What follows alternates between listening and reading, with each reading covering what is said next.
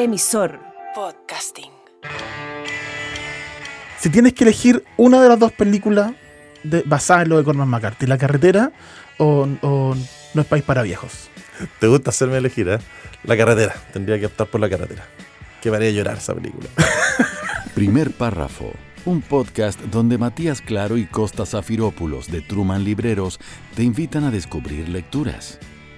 En este episodio de Primer Párrafo, Cormac McCarthy.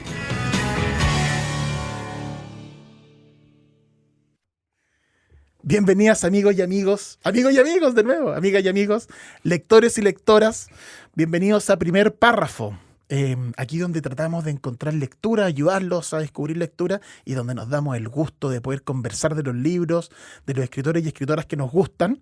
Hoy nos vamos a dedicar a hablar solo de un escritor que se llama Cormac McCarthy. Sí, tremendo escritor.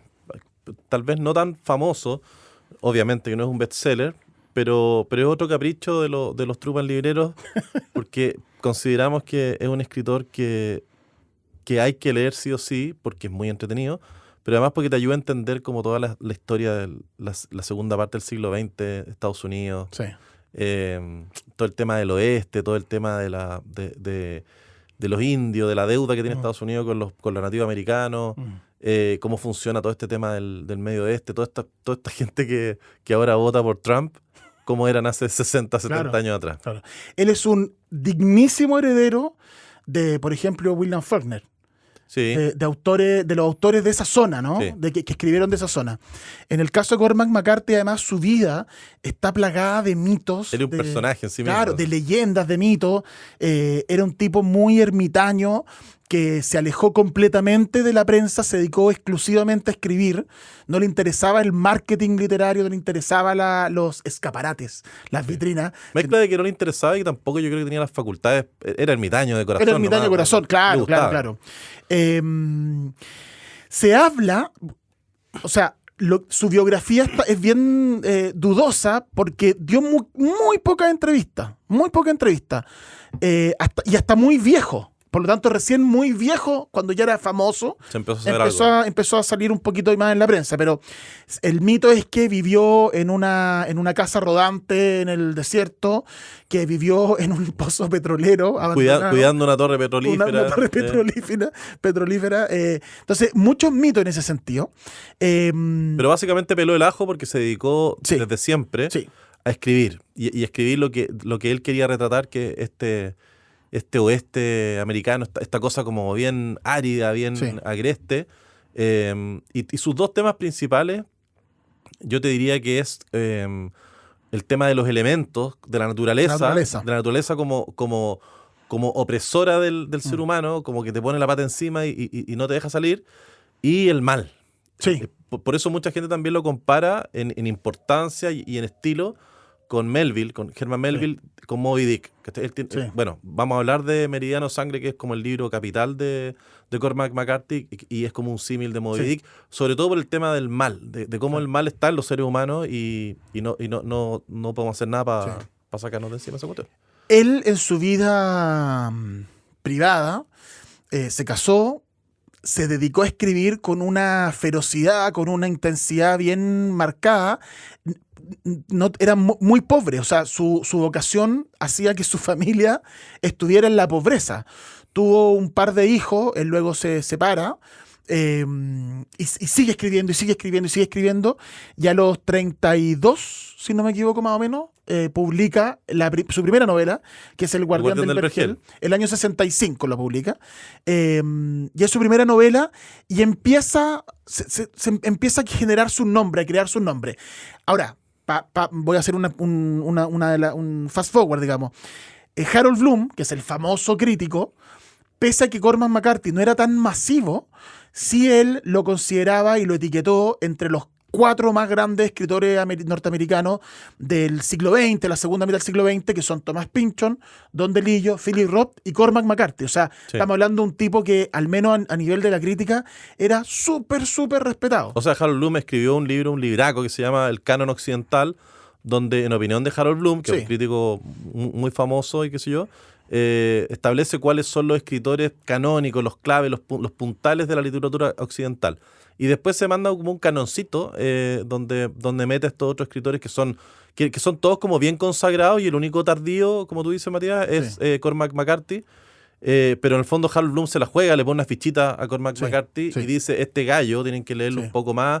Es como esos escritores escondidos como John Fante, que lo mencionamos en algún momento, y como John Williams de Stoner, que son esos escritores tremendos que fueron descubiertos como tardíamente o que simplemente fueron descubiertos después. O sea, ni hablar de Kafka, que lo descubrieron después de muerto gracias a su amigo Max Brod, que fue el que decidió publicar los libros de Kafka, pese a que Kafka le ha dicho quema toda esta mierda, porque así pensaba Kafka de sí mismo, no es una opinión mía, yo soy fanático de Kafka. Entonces Cormac McCarthy también logró al final salirse con la suya. Se demoró, pero logró salirse con la suya. Y escribía gracias a becas. Él obtenía becas, era como postular a fondo y se lo iba ganando, y con eso iba tirando para adelante y iba escribiendo, y cada beca le permitía escribir un libro, y así iba haciéndose una obra y un nombre, digamos, en la literatura. Y pegas al peo que conseguía por ahí. Y pegas al peo que conseguía, claro. El Guardián del Vergel. El Guardián del Vergel, volvamos al Guardián del Vergel. Tiene estos personajes, la idea no es, como el programa se llama Primer Párrafo, la idea es nosotros plantar la semillita, esa primera cucharada de Nutella, esa primera estampilla de LSD que es gratis, ¿me entiendes? Charlie García decía, la primera es gratis, la salida vemos. Bueno, la idea de nosotros es que ustedes se tienten, entonces no les vamos a contar toda la novela, pero Guardián del Vergel ya tiene estos personajes, el tipo que caza roedores y animales y vive de las pieles que vende, el otro gallo que en el fondo trafica whisky en una carreta, todos estos personajes de medio pelo, medios abusados por el sistema, que a su vez son abusados por otros personajes que están en la pirámide en la parte de arriba. Esos son los personajes que le gustan a Cormac McCarthy. Sí. ¿Cómo se comporta el ser humano ante las dificultades que le impone la naturaleza misma. Exacto. Y las dificultades que le impone el mal cuando surge, porque siempre surge. Exactamente. Después de publicar El Guardián del Vergel publica La Oscuridad Exterior, y luego publica una novela el año 75 que tuvo cierta repercusión, que es Hijo de Dios. Sí, Hijo de Dios, una novela Lester fantástica. Ballard es el personaje. A mí no se me olvidó nunca más. Lo leí, nunca se me olvidó nunca más el nombre del personaje. personaje. Es que es fantástico ese personaje porque es como el manual de cómo tenerle simpatía a un psicópata. Claro. Porque en el fondo el tipo parte de un vaquero, así como incluso en la portada del libro, de aquel entonces, que creo que era Ediciones Debate, ponte tú, salió con un vaquero así como con la mirada perdida. Sí, medio Malboro incluso. Lontanazo, así bien bonito. Y después empezáis a leer y te enteráis de que es un tipo que anda por ahí rastrojeando cosas, buscando cuestiones. De repente encuentra un cadáver y tiene sexo con el cadáver. Claro, ¿qué te parece, Matías? Porque ¿quién no haría eso si se encuentra un cadáver en la calle? Oye, mamá, voy a salir a pasear por la llanura y ojalá tener suerte con algún cadáver. Pero no traigas cadáver a la casa. es como así. Y de hecho, no vamos a contar el spoiler, pero hace cosas peores porque en el fondo el tipo es un salvaje. Y uno al final termina teniendo la simpatía no por lo que hace, sino que por dónde viene, porque en el fondo la novela te explican por qué el mundo es capaz de crear estos monstruos. Claro. El año 79, estamos hablando ya del año 79, tenía casi 40 años, más de 40 años. Todavía no le pegaba el palo al gato. Todavía no le pegaba el palo al gato, todavía sus libros recibían muchas alabanzas por la crítica, pero no eran éxitos financieros. Para nada. Y publica Sotri. Sí, Sotri como que le va un poquito mejor con ese libro, pero ese libro lo estuvo escribiendo a lo largo de 20 y tantos años. Claro. Es un libro súper bueno, es grandote, pero se nota el transcurso del tiempo entre que empezó la idea y que terminó la idea, pero igual se los recomiendo. Pero donde la rompe es lo que viene después. Es con Meridiano de Sangre. Claro. O sea, hasta ahí era un escritor, esta frase que es muy... me carga. No la diga entonces. No, pero lo voy a decir. Es como escritor de escritores. Da la cresta. La dijo. Hice la talla de doctor en Volver al Futuro. No me digas. Billy tiene el almanaque. Te dije que no me dijeras. Profesor Brown. Profesor el doctor Emmett Brown. Bueno, sí. Suttree la publica el 79 y recién en el año 85 que publica Meridiano de Sangre y ahí como que obtiene el aplauso de la crítica. Igual tuvo un éxito comercial, porque fue, pero no se imaginen que fue El color púrpura. Pero tuvo éxito comercial. ¿Para ti El color púrpura es la novela más exitosa? ¿Sí? No, estoy hablando de una novela de la misma época, Matías, ya. parecía. Y con harto éxito comercial. No sé cuál queréis que te tire. Ironweed. Bueno, el tema es que Meridiano Sangre, yo siento que Cormac McCarthy va un poquito más allá de estos personajes medio misfits. Y en el fondo traza un poco la historia de la conquista del oeste norteamericano. Y lo horroroso y la violencia, claro, y todo eso. Sí. En el fondo se trata de que los nativos americanos ya eran un incordio para Estados Unidos y para México. Y los últimos pobrecitos que quedaban, porque los habían exterminado casi a todos, había que ir exterminándolos para que no vinieran después a pedir, claro, a exigir derechos y qué sé yo. Y los mexicanos contratan a un grupo como táctico, militar de aquella época. El grupo Glanton. Y para ir a matar a estos indios, a estos nativos americanos. Estos gallos son feroces, parten como más o menos civilizados, poniéndose una oreja por cada gallo que matan, y no distinguen entre niños, nada. Dentro del grupo Glanton está un personaje que es macabro, que se llama el juez Holden, que es un tipo así como autoerigido dios casi del grupo. Bueno, esta cuestión se dispara, terminan matando a los mismos mexicanos que lo habían contratado, un grupo salvaje, y dentro de esta barbarie, el tipo que la lleva, el que dirige la orquesta, el pandero y toca la guitarra y la batería, bueno, es el juez Holden. Exacto. Que es un tipo que encuentra justificaciones filosóficas y todo para matar, básicamente, y para arrasar con todo. Fíjate que en Meridiano Sangre acabo de pensar en eso, porque cómo uno lee una novela que habla de algo tan específico, ¿no? Que es como en 1800 y tanto, 1840, 1830, los gringos matando nativos americanos para quedarse con el desierto, con el sur de Estados Unidos.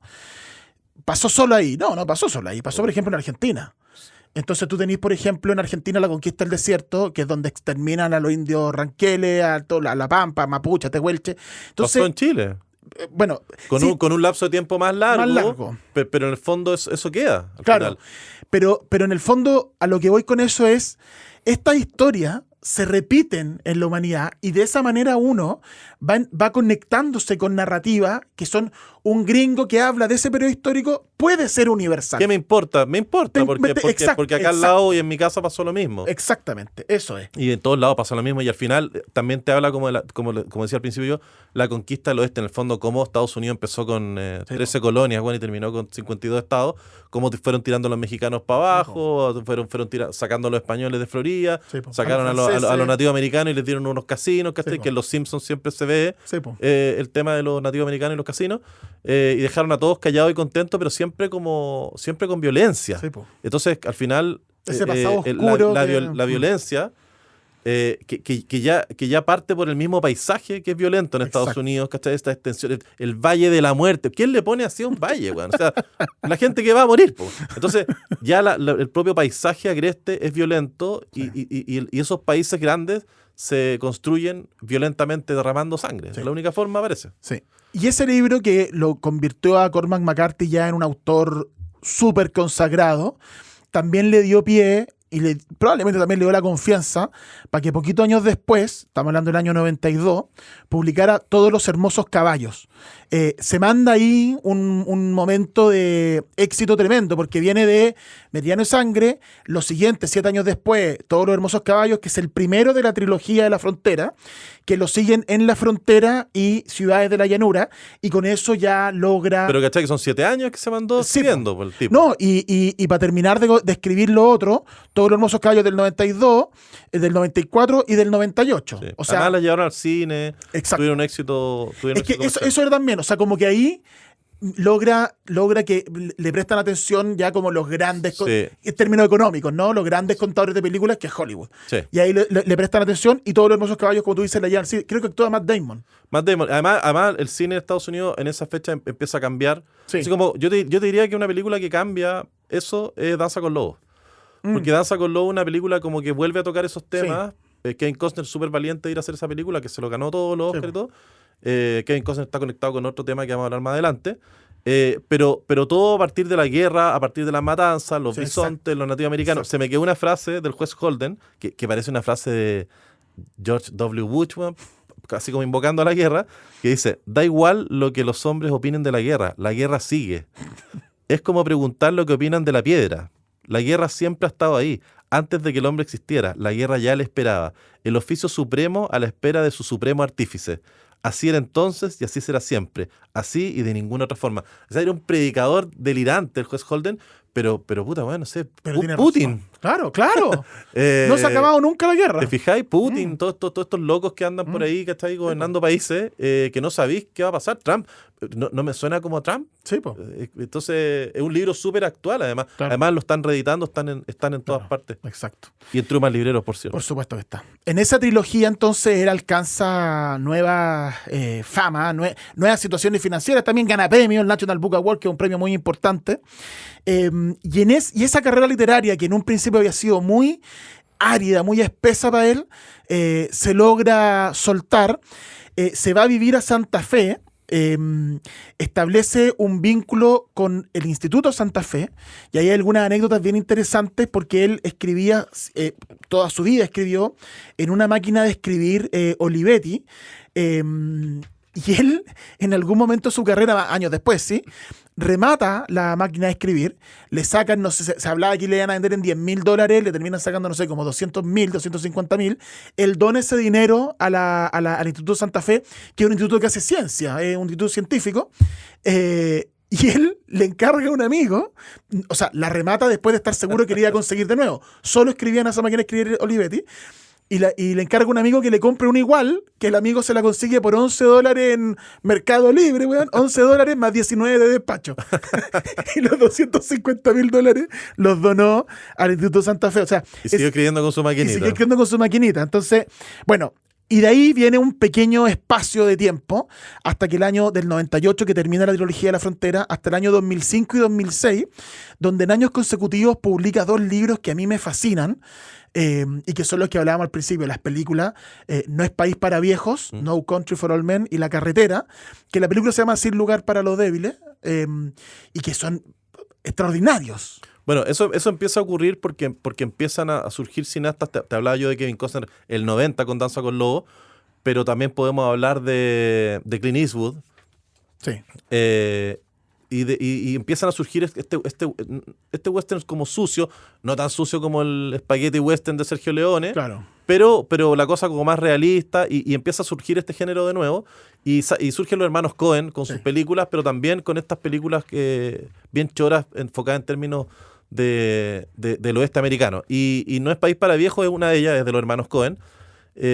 Hay 3 personajes súper importantes. El personaje principal es un tipo que es ex soldado, que ha hecho tour por Afganistán, bla, bla, bla. Vive ahí en estos pueblitos de mala muerte. Casa rodante. Casa rodante, ese tipo de personas. Y se encuentra, en la noche sale a explorar el desierto y se encuentra con una masacre, quitada de drogas, anda a saber tú. Varios cuerpos mutilados y ensangrentados, y se encuentra con un maletín con $2 millones. Una imagen muy McCarthy, muerte en el desierto. Totalmente, McCarthy. con McCarthy. Entonces agarra, pero ya un poquito más moderno, y agarra Llewellyn Moss, que es Josh Brolin, más conocido como Thanos. y agarra este bolso, se lo esconde, le cuenta a la polola, están asustados porque él sabe, él igual es curtido en los artes de la guerra, sabe que lo van a venir a buscar. Y lo van a buscar, pues, nada más ni nada menos que Chigurh, que es el personaje que interpreta a Javier Bardem en la película. Que ganó premio Oscar mejor secundario. Que es un desquiciado, totalmente indolente, totalmente insensible a la muerte, profesional 100%, que tiene una moneda para decir el destino de su... Hay una escena buenísima que está en un mini market, sí, y él está comprando algo. Y se ensañó con el viejo que atendía el minimarket. Era un viejo común y corriente. Y le hace tirar la moneda y lo salva. Se salva por la moneda y todo. Y bueno, y sale este Llewellyn Jones, hace un hueso duro de roer. Se enfrentan en un par de tiroteos y qué sé yo. Y hay un personaje que es mi favorito, que es el personaje de Tommy Lee Jones, que es un viejo amargado, hijo de otro tiempo. El Sheriff Bell. El fondo es Cormac McCarthy. Es la voz en el fondo es la voz de la razón, la voz de todo lo que antes era mejor, y antes era más tranquilo. Y es un viejo que peleó la Segunda Guerra Mundial. Claro. Y Tommy Lee Jones lo interpreta perfectamente, y en el fondo dice, oye, nosotros en la Segunda Guerra Mundial nos matábamos, pero por una bandera, Sí, por un ideal. Habían ciertos códigos. Ahora no hay ni un código, y este juez viejito ya, a punto de jubilarse, es un pez fuera del agua que presencia toda esta barbarie, como totalmente así en la vereda, sin poder hacer nada, sin poder resolver nada, porque ahí hay algo sabiendo que el mundo se va a la cresta. Y ahí hay algo bien interesante para explicar también la estructura de este libro, que está narrado a través de estos tres personajes, pero... Hay un cuarto personaje, sí, que es Woody Harrelson. Sí, pero que llega después. Pero estos tres primeros personajes vamos viendo lo que hace Llewellyn Moss, se encuentra el bolso con plata, se arranca, y después leemos a Anton Chigurh que llega al lugar y que detecta que se robaron algo. Entonces vamos viendo lo que dejó Llewellyn Moss y cómo lo interpreta Chigurh, y después vemos al sheriff Bell llegando al mismo lugar y viendo que alguien llegó y que después estuvo otro. Mira, uno se fue para allá, hay gotas de sangre. Sí, es como una narración coral fragmentada. Claro, y es como una novela de... casi incluso un poquito policial, porque va siguiendo las huellas del crimen, el Sheriff Bell. Esa estructura es súper entretenida, está muy bien lograda, y en la película está muy bien... Estuvo súper bien lograda. Súper bien. Pero es, en el fondo, como todos los personajes de Cormac McCarthy están destinados al fracaso, a la muerte o al desastre. Esta cuestión es crónica de una muerte anunciada, y como que disfrutar a Cormac McCarthy, que tú le agarrís buena a sus personajes para después destrozarlo en tu cara. Sí, exacto. Ahora, esta novela, que luego se transformó muy pronto, se adaptó al cine. Yo les decía que se publicó el año 2005, el año 2008, 2007, ya se había estrenado, o sea, muy de inmediato. Sí. Cormac McCarthy trabaja en el guión, y una de las primeras, si es que no la primera capaz, pero una de las primeras apariciones públicas de Cormac McCarthy fue de público en el premio Oscar. Sí. Él asistió a los premios Oscar como público cuando la película gana, porque ganó los premios más importantes, ganó mejor película, mejor director, mejor guión adaptado y mejor actor de reparto. Cuando gana alguno de esos premios, lo muestran aplaudiendo. Y al principio era como, ¿quién es este señor? Él es Cormac McCarthy. Está en el público de los Oscars, ¿cachai? Sí, pero aún en ese momento mucha gente no conocía a Cormac McCarthy. Mucha gente no conocía. Era un escritor pop. Y lo mostraron aplaudiendo súper entusiasmado, como de que rico que ganó. Y fue de su primera aparición. Y la gente lo empezó a conocer con el tema de Oprah. Claro, él ya siendo famoso, Oprah Winfrey, que es una famosísima conductora de televisión norteamericana, tiene un club de lectura que una vez al mes recomienda un libro. Cuando ella recomienda un libro, ese libro se agota inmediatamente. Y recomendó La carretera, que es el libro que publicó el año siguiente, No es país para viejos, que es el año 2006. Se agotó. Y ella logró que Cormac McCarthy le diera una entrevista en televisión, que fue la primera entrevista en televisión que dio Cormac McCarthy. Después dio algunas más en periódicos y en diarios, pero fue la primera vez que Cormac McCarthy salió en la tele. Ahora le tienen que haber pagado una tonelada de plata para que vaya al viejo. Yo también creo. Le alcanza para un montón de Olivetti. a $11 más de despacho, claro.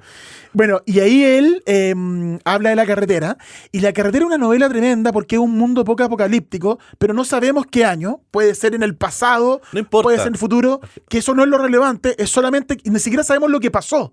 Sabemos que es un mundo poco apocalíptico, los árboles quemados, no hay comida, todo destruido. Y es la historia de un padre y de un hijo que van recorriendo las carreteras norteamericanas, y el padre sabe que en cualquier momento lo puede pillar la muerte y tiene que proteger a su hijo. Sí. Cormac McCarthy ha contado que una de sus inspiraciones para este libro fue que él, siendo un hombre mayor, tuvo un hijo el año 99-2000, y se inspiró en eso, en él sentir: me queda muy poco tiempo para enseñarle a mi hijo las cosas que tengo que enseñarle para que él sea capaz de sobrevivir. Sí. O sea, en español el libro se llama La carretera, pero en inglés se llama The Road. Y The Road en inglés tiene dos implicancias. Tiene la implicancia como física de la carretera, pero también es el camino. Y el camino, en el fondo, el camino que uno le ayuda... Más metafísico, ¿no? Más metafísico, que uno le ayuda, que va de la manito ahí con su hijo. Y hablamos en otro capítulo de la autoayuda, y yo decía, hay libros de autoayuda que uno no sabe que son de autoayuda hasta que los lee. Y uno de estos es La carretera. O sea, un libro que te enseña todos los entresijos de la paternidad, claro, porque es la relación del papá con el hijo. Sí. La relación de la mamá con el hijo es otra cosa también, tal vez mucho más compleja. En este libro la mamá ya no existe, sí, murió, hay flashback donde el Viggo Mortensen es el papá en la película. Además no tienen nombre, ¿eh? Es el papá y es el chico, nada más. El papá y el niño, nada más. Las cosas esenciales de la vida, no importa el nombre, no importa qué pasó, no importa si fue un holocausto nuclear o un apocalipsis zombie, no interesa. Entonces, Viggo Mortensen, que es el papá, tiene flashback, recuerda a la mamá, pero solamente te sirve para mostrarte como el paraíso perdido, nada más. Y en el fondo el camino es ¿qué libro mejor te puede enseñar a ser papá que tú de la mano con tu hijo? O sea, sobreviviendo. Hablé en un capítulo anterior de repente de las conversaciones que tengo con mi papá acerca de ¿por qué tenéis tantos libros? Bueno, porque los releo, ¿cachai? Entonces, yo la primera vez que leí este libro, lo leí cuando no era papá. Y pensé en mi papá llevándome la mano. Y ahora pensáis en tu hijo. Lo leí después, años después, y yo pienso en mi hijo. Entonces, y el enfoque es totalmente distinto. No les vamos a contar la película. O sea, de hecho es más. Léanse el libro, léanse estos dos libros. Es un libro cortito, además, entretenido. Es cortito, pero vean la película. Sí, y después lean el libro, porque realmente es tremendo. Y la película también, La carretera también está muy bien adaptada. Como curiosidad, a propósito de esta, como tengo que enseñarle a mi hijo que sobreviva, y que esa fue la inspiración de Cormac McCarthy, él le dejó a su hijo, que se llama Francis, que tiene ahora como 23, 24 años, y Cormac McCarthy murió este año, hace muy poco, le dejó 250 ejemplares de La carretera autografiados. Los libros de McCarthy autografiados son muy, muy escasos. Y él le dejó a su hijo 250 libros. Y La carretera no hay ningún autografiado. No hay ningún autografiado, solo 250. Y él dijo en entrevista, se las dejé para que cuando quiera los vaya vendiendo y se vaya a Las Vegas a huevear. Así como se vaya a Las Vegas si quiere. Pero La carretera te deja eso, que al final la lección como papá es que hay veces que hay que ver sufrir a los hijos. Hay veces que hay que ver cómo los hijos resuelven sus propios problemas y cómo se levantan solos, porque la labor de los papás es enseñarle a los hijos a sobrevivir cuando nosotros ya no estemos. Exacto. De eso se trata la paternidad. En términos bien animales, pero bien instintivos, bien primitivos, pero bien reales también. Somos animales. Ahora, Cormac McCarthy el año pasado, murió como les contaba yo este año 2023, pero el año pasado él publicó una... Obviamente antes de morir. Obviamente antes de morir. No sabemos en realidad si hay novelas póstumas, capaz que haya. Porque como trabajaba tantos años, seguro que podía haber un manuscrito más o menos avanzado. Una cosa, sí. Bueno, el asunto es que publicó dos novelas separadas que se han editado juntas porque están conectadas. Se llama El pasajero y Stella Maris, que se publicaron el año pasado. Fueron así como un gran fenómeno literario, un gran hito literario de que este autor, que no publicaba desde 2006, o sea, 16, 17 años sin publicar, publica esta novela que son dos novelas distintas pero que se leen juntas. El pasajero se trata de un buzo que es Bobby Western, que es un hombre que su padre había sido un físico que trabajó en el proyecto Manhattan, a propósito de Oppenheimer. El Prometeo americano, que eran genios matemáticos, que sentía mucha culpa de alguna manera de eso, y que él termina trabajando de buzo. Hay un accidente de un avión que él se involucra, descubre algo raro en ese accidente del avión, falta un pasajero, falta la caja negra, lo llegan a visitar a la casa unos investigadores y empieza a generarse una intriga, una cuestión medio ominosa, medio oscura, y toda esta novela está marcada porque para el protagonista, Bobby Western, él echa mucho de menos a su hermana, y su hermana es Alicia, que sabemos en este libro se suicidó hace 10 años. Y el segundo libro, que se llama Stella Maris, cuenta la historia de Alicia. Alicia también, una mujer... Formas de diálogo. Exacto, una matemática, una científica que se interna por su voluntad en un instituto psiquiátrico. Y el libro Stella Maris reúne los diálogos que ella tiene con su psiquiatra. Y las cosas que ella conversa con su psiquiatra antes de, obviamente, suicidarse. O sea, nosotros sabemos al leer ese libro que ella se mata. Sí. Entonces, el peso de lo que ella conversa es otro. Esos son estos dos libros. Tú que estás, que están los temas de Cormac McCarthy, la naturaleza, el mal, las expectativas, padres e hijos, está todo ese tema. La culpa del padre que pasa mal, exactamente. Y eso no es, bueno, ese libro que también vale mucho la pena leerlo porque, como les decíamos, era un hito literario. No nos queremos despedir sin tampoco nombrar otros formatos en que ha estado Cormac McCarthy, como Sunset Limited, que es una obra de teatro, y Yellowstone. Sí, bueno, Yellowstone es una serie que no tiene nada que ver con Cormac McCarthy en términos de que él no la escribió ni nada, pero les recomiendo que la vean. Es una serie donde el protagonista es Kevin Costner, y que se trata de una familia que ha heredado la tierra, miles de millones de acres, y retrata súper bien a la manera de McCarthy cómo vive la gente del Medio Oeste, cómo están rodeados por las circunstancias súper agrestes, la naturaleza, la ambición, estos personajes que andan así guachos, cazando, traficando y todo. Y Taylor Sheridan, que es el creador de la serie, ya tiene 5 temporadas, es buenísima.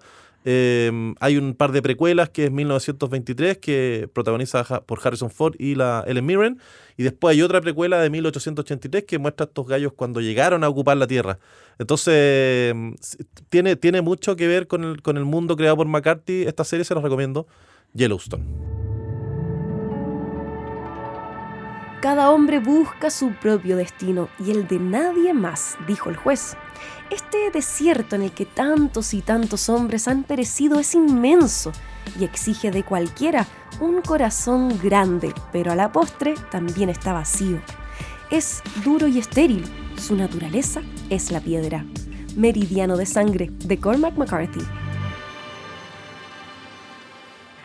Esa es la obra de Cormac McCarthy. Esos son los libros de Cormac McCarthy. Las invitamos a buscarlos, a leerlos. Quizás puedan partir viendo las películas, se van a entusiasmar tanto que van a querer leer los libros. Vale mucho la pena, aunque conozcan la historia. Sí. Vale mucho la pena. Ambos son libros que se ubican, los encuentran, por ejemplo, en Truman Librero, y se leen relativamente rápido, más no son tan largos. Y después se pueden meter con Meridiano de Sangre, con Hijo de Dios, con la trilogía En la Frontera. Que son libros duros. Que son libros duros. Donde importa el camino, no tanto el final. Exacto. Y vale mucho la pena esa lectura de Cormac McCarthy, uno de los grandes autores norteamericanos de este siglo, de la segunda mitad del siglo XX, y que, como les contábamos, hace poquito murió, y que en este capítulo del primer párrafo le hicimos este homenaje. Hicimos homenajearlo, vale la pena. Vale la pena. Un abrazo. Hasta el próximo capítulo. Chau, chau. Primer Párrafo, un podcast de nuevos libros y autores con Matías Claro y Costa Zafiropoulos. Escucha toda la serie en emisorpodcasting.com.